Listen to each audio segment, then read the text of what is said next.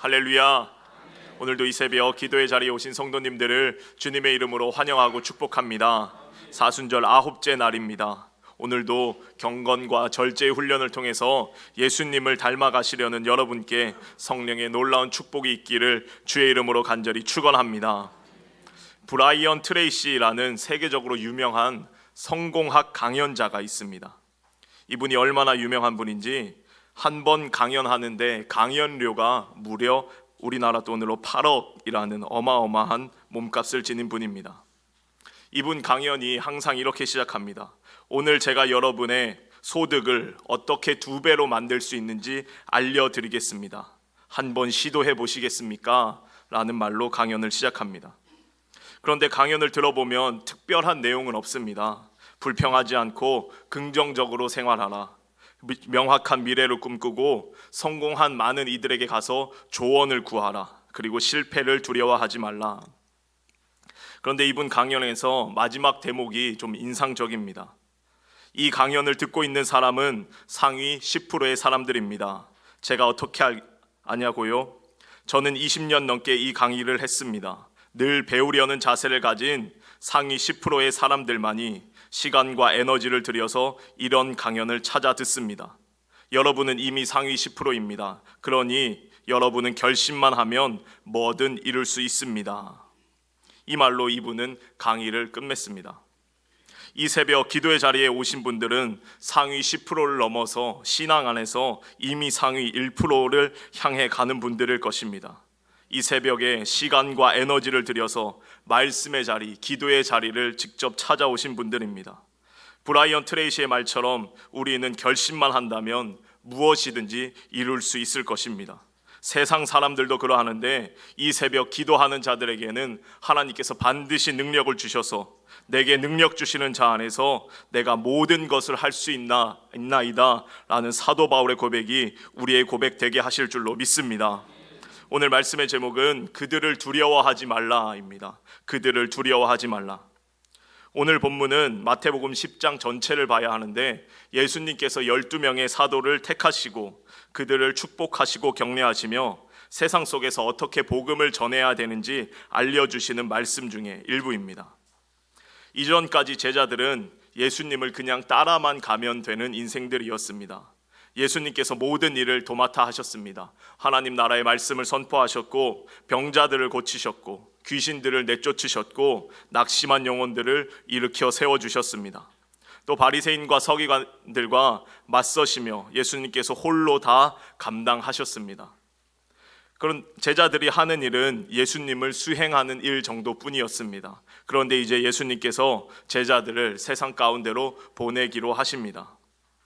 예수님은 우선 그들에게 능력을 주십니다. 10장 1절의 말씀입니다. 예수께서 그의 12제자를 부르사 더러운 귀신을 쫓아내며 모든 병과 모든 약한 것을 고치는 권능을 주시니라. 그리고 2절 말씀에 이들을 사도라 칭합니다.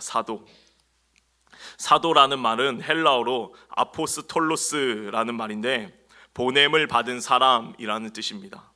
고대 사회에서 왕의 사자나 대사 또는 해외로 보내는 사신을 뜻하는 말입니다. 보냄을 받은 사람은 자신의 주장이 없습니다. 왕이 지시한 대로만 전하는 사람입니다. 당시 사도가 된다는 것은 온 인류의 왕이 되시는 예수님께서 보낸 사람들, 예수님께서 지시한 대로 행하면 되는 그런 사람들이 바로 사도였습니다. 예수님은 12명의 사도를 선택하시고 명령하십니다. 이스라엘 집에 잃어버린 양들에게로 가서 천국이 가까이 왔다라고 선포하라. 그리고 병든 자를 고쳐주며 죽은 자를 살리며 나병한 자를 깨끗게 하며 귀신을 쫓아내라 명령하십니다. 그리고 몇 가지 주의사항도 당부하십니다. 너희가 거저 받았으니 거저 주어라. 주머니에 금이나 은 같은 귀중품 갖고 다니지 말고 최대한 간소하게 검소하게 다니라 라고 명령하십니다. 그리고 어느 집에 가든지 평안을 빌어주라 하십니다. 평안이 그 집에 합당하면 평안이 그 집에 임하는 것이지만 합당치 않으면 너희가 빌어준 평안이 너희에게로 돌아올 것이다 라고 말씀해 주십니다. 그러면서 예수님은 계속 말씀하십니다. 너희가 가는 이 길이 수많은 박해를 받는 길이라고, 마치 양을 이리 가운데 보낸과 같다고 말씀하십니다. 세상 속에 너희가 가면 사람들은 사정없이 너희를 물어뜯을 것이다 라고 경고하십니다. 그러니 너무 그들과 맞서지 말고 이 동네에서 박해하면 저리로 피하고 또 저곳에서 박해하면 이리로 피하라고 알려주십니다. 이어서 오늘의 본문 말씀을 통해서 계속 말씀해 주십니다. 세상의 박해를 두려워하지 말고 오히려 하나님을 두려워하라 말씀하십니다. 그리고 너무 걱정하지 말고 너희의 머리털까지 다 세신 바 되시는 하나님, 참새도 귀하게 돌보시는 하나님께서 너희를 인도해 주실 것을 말씀해 주십니다. 그러니 어떠한 박해나 어려움이 와도 그들 앞에서 나를 부인하지 말라라고 말씀해 주십니다. 오늘 본문을 통해 우리에게 주시는 예수님의 음성을 듣고 기도의 제목을 얻기를 원합니다. 첫째로, 박해를 두려워하지 말아야 합니다. 예수님은 말씀하십니다. 제자가 그 선생보다, 종이 그 상전보다 높지 못하나니 제자가 그 선생 같고 종이 그 상전 같으면 충분하다 말씀하십니다.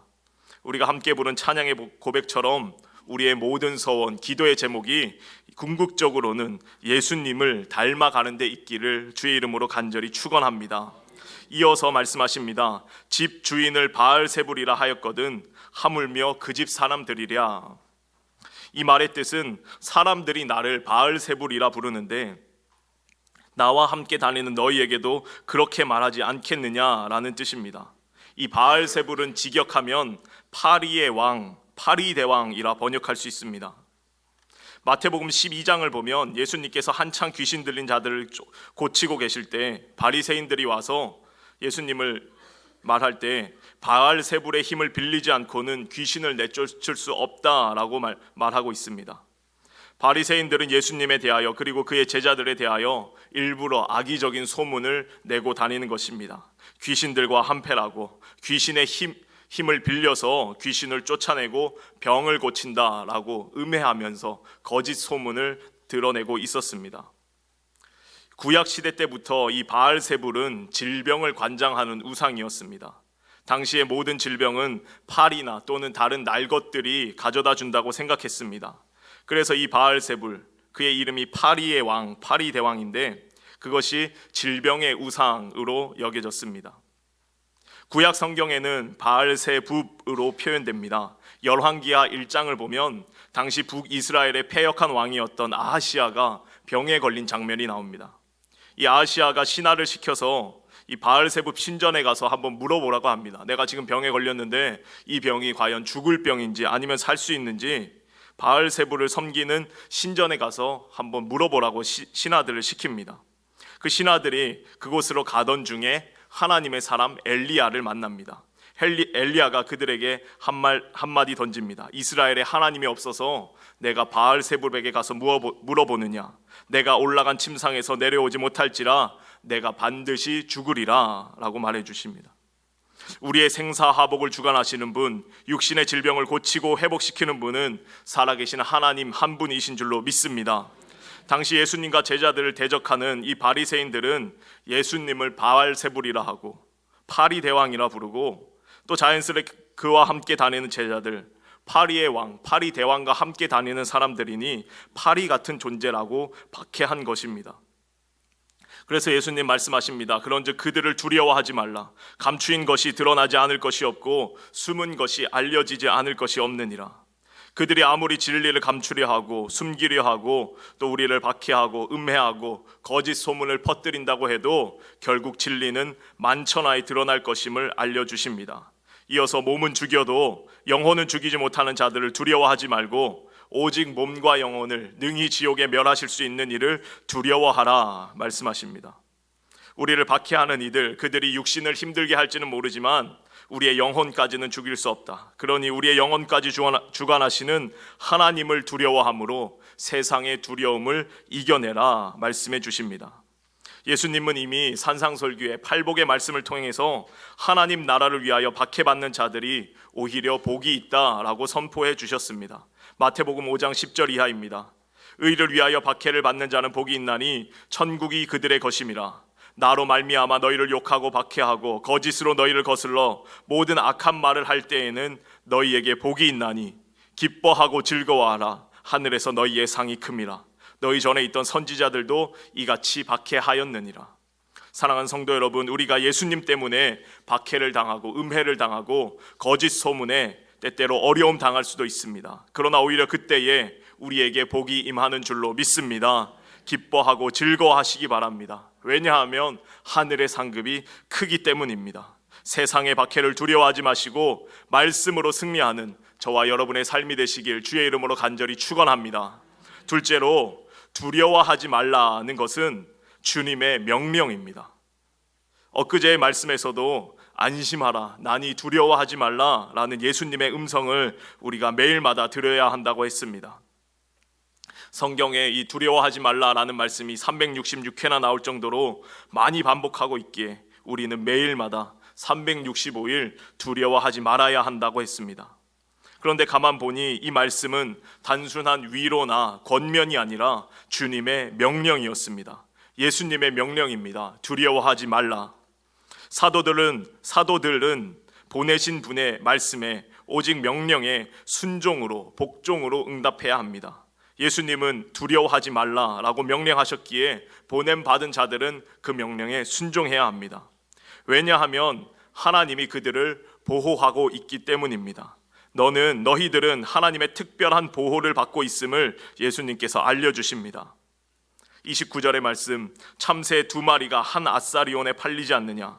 그러나 너희 아버지께서 허락하지 아니하시면 그 하나도 땅에 떨어지지 아니하리라. 아사리온은 화폐의 한 단위입니다. 데나리온의 16분의 1의 가치입니다. 한 데나리온이 성인 하루의 품삯이라고 하니 오늘로 따지면 약 5,000원도 안 되는 금액입니다. 참새 2마리가 5,000원도 안 되는 그런 하찮은 값에 팔리지만 너희 아버지께서 허락하지 아니하시면 그들 중에 하나라도 땅에 떨어지지 아니하신다라고 말씀해 주십니다. 예수님께서는 이미 산상설교회를 통해서 공중의 새와 길가의 들풀을 돌보시는 하나님에 대하여 말씀해 주셨습니다. 마태복음 6장 26절 이하의 말씀입니다. 공중의 새를 보라, 심지도 않고 거두지도 않고 창고에 모아들이지도 아니하되 너희 하늘 아버지께서 기르시나니 너희들은 이것들보다 귀하지 아니하냐?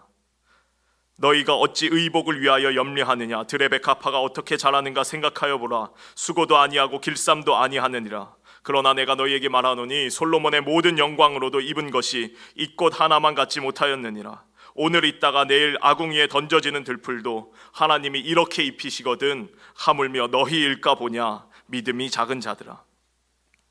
하나님께서 우리를 지켜 보호하시기에 우리의 모든 염려 걱정은, 근심 걱정은 주님께 맡기고 오직 주님을 신뢰해야 하는 줄로 믿습니다.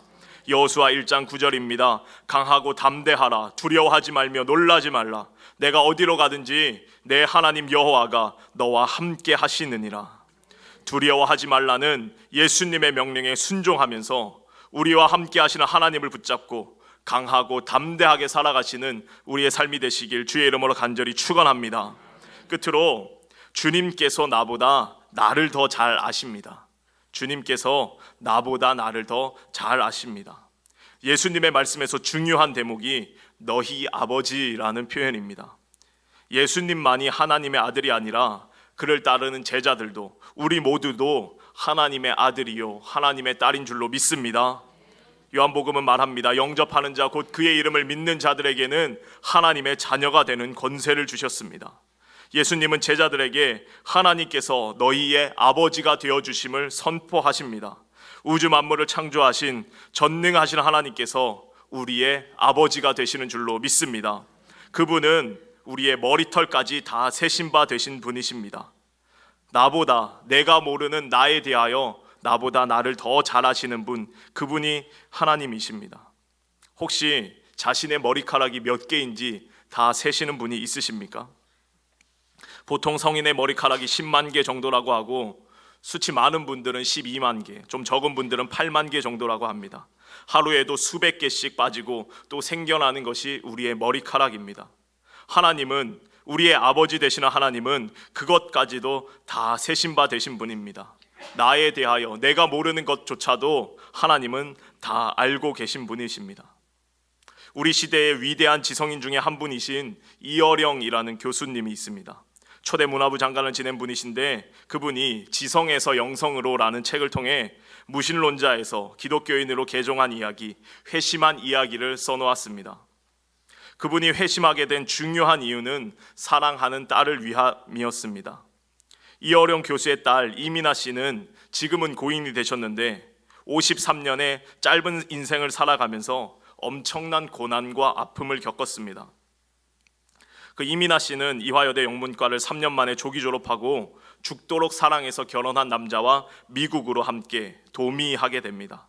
그곳에서 계속 공부를 하면서 법을 공부했는데 검사가 되고 변호사가 됩니다.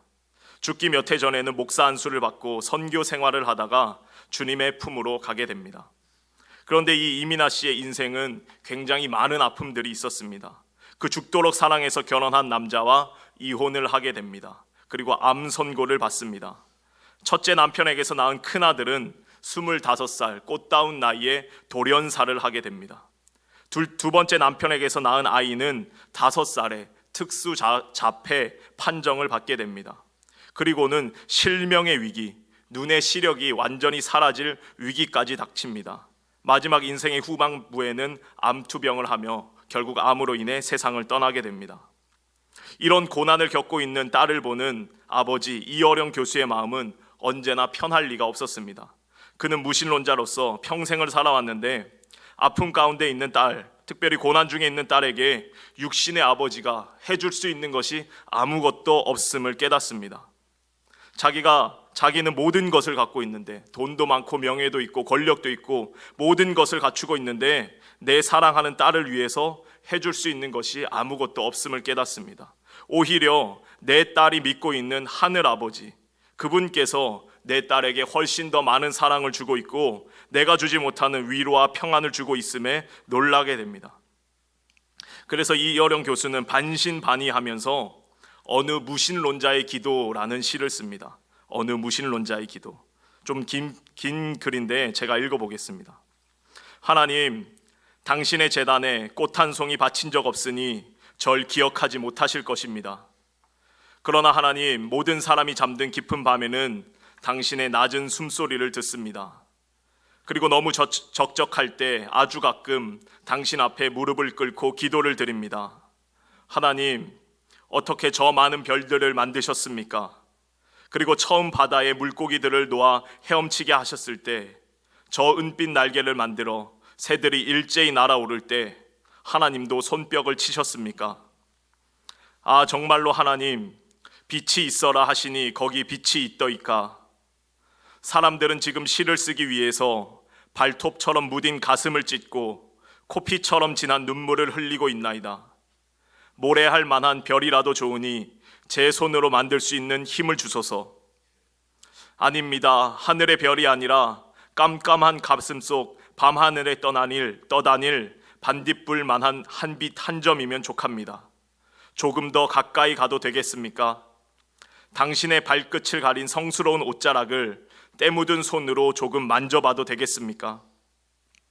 아, 그리고 그것으로 저 무지한 사람들의 가슴 속을 풍금처럼 울리게 하는 아름다운 시 한 줄을 쓸 수 있도록 허락해 주시겠습니까, 하나님? 이어령 교수는 딸을 위하여 간절한 기도를 올립니다. 만약 당신이 존재하시다면, 그리고 세상을 창조하신 분이고 전지전능한 분이시고 내 딸의 하늘 아버지가 되어주신다면 지금 실명의 위기에 처한 딸의 눈을 고쳐달라고 기도합니다. 만약 당신이 내 딸을 고쳐주시면 남은 평생을 당신을 위해 살겠노라고 서원의 기도를 올립니다. 그리고 나서 7개월이 지나자 놀라운 기적이 일어났습니다. 하나님께서 그의 서원 기도를 들으시고 그의 딸 이민아 씨의 눈을 회복시켜 주셨습니다. 망막박리 증세가 7개월 만에 감쪽같이 사라졌습니다.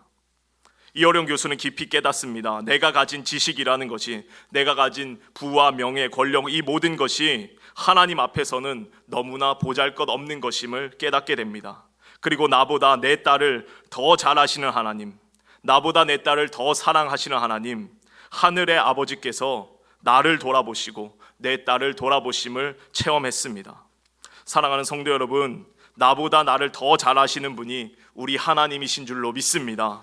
나보다 내 자녀를 더 잘 아시고 더 많이 사랑하시는 분이 하늘 아버지 되시는 하나님이십니다. 내가 우리 자녀들에게 해줄 수 없는 것을 하늘 아버지께서 우리의 자녀들을 위해 해주시는 줄로 믿습니다. CCM 찬양 중에 시편 139편을 각색해서 쓴 찬양이 있습니다. 제목이 나보다 나를 더 잘하시는 주님입니다. 그 가사가 이렇습니다. 나보다 나를 잘하시는 주님, 내가 주를 떠나 어디로 가겠나이까? 나 어딜 가든지 주의 손이 나를 인도하시며 주의 오른손이 나를 붙드시리이다. 나를 창세전부터 계획하시고 지금까지 인도하시네. 하나님이여, 주의 생각이 어찌 그리 보배로우신지요. 나의 생각보다, 나의 뜻보다 더 크고 놀라우신 주님, 하나님이여, 나를 살피사 나의 마음을 다 아시오니 나를 영원한 길로 인도하소서. 나보다 나를 더 잘하시는 주님께서 나의 길을 지켜보호하시고 인도하시는 줄로 믿습니다. 특별히 나보다 우리의 자녀들을 더 잘하시는 하나님께서 우리의 자녀들의 앞길을 책임져 주시는 줄로 믿습니다. 사도 바울은 로마서 8장 26절에서 이렇게 말합니다. 이와 같이 성령도 우리의 연약함을 도우시나니 마땅히 기도할 바를 알지 못하나 말할 수 없는 탄식으로 우리를 위하여 친히 간구하시느니라. 때때로 우리는 우리를 위하여 기도할 바를 알지 못하고 우리 사랑하는 자녀들을 위하여도 어떻게 기도해야 할지 알지 못할 때가 있습니다. 그러나 우리보다 우리를 더 잘하시는 하나님께서, 성령님께서 우리의 연약함을 도와주시사 우리를 위하여 말할 수 없는 탄식으로 친히 기도해 주시는 줄로 믿습니다. 우리의 걸음을 인도하시는 이 좋으신 하나님, 하늘 아버지와 오늘도 함께 하시면서 날마다 승리의 길을 걸어가시는 우리 모두가 되시길 주의 이름으로 간절히 축원합니다. 기도하겠습니다. 좋으신 하나님, 참으로 감사를 드립니다. 이 새벽 기도의 자리에 오게 하시고 주님 앞에 더욱더 한 걸음 나아가게 하심에 감사를 드립니다. 때때로 주님의 길을 걸어갈 때에 세상에 박해를 당한다 하더라도 기쁨으로 견디며 하늘의 상급을 바라보게 하여 주시옵소서. 두려워하지 말라 명령하시는 주님, 오늘도 나와 함께 하시고 나보다 더 잘 아시는 아버지 되시는 하나님만을 붙잡고 승리할 수 있도록 주님 인도하여 주시옵소서. 특별히 우리의 자녀들을 위하여 기도하오니 나보다 우리의 자녀들을 더 사랑해 주시고 더 잘 아시는 하나님께서 친히 책임지시고 인도하여 주시옵소서. 이 새벽에도 정성껏 예물을 구별하여 하나님 앞에 올려드립니다. 여러 가지 기도의 제목을 담아 정성껏 주님 앞에 올려드리오니 하나님 기쁘게 받으시고 놀라운 응답의 역사를 허락하여 주시옵소서. 오늘도 주님과 동행하는 복된 날 되기 원하오며 예수님의 이름으로 기도하옵나이다. 아멘.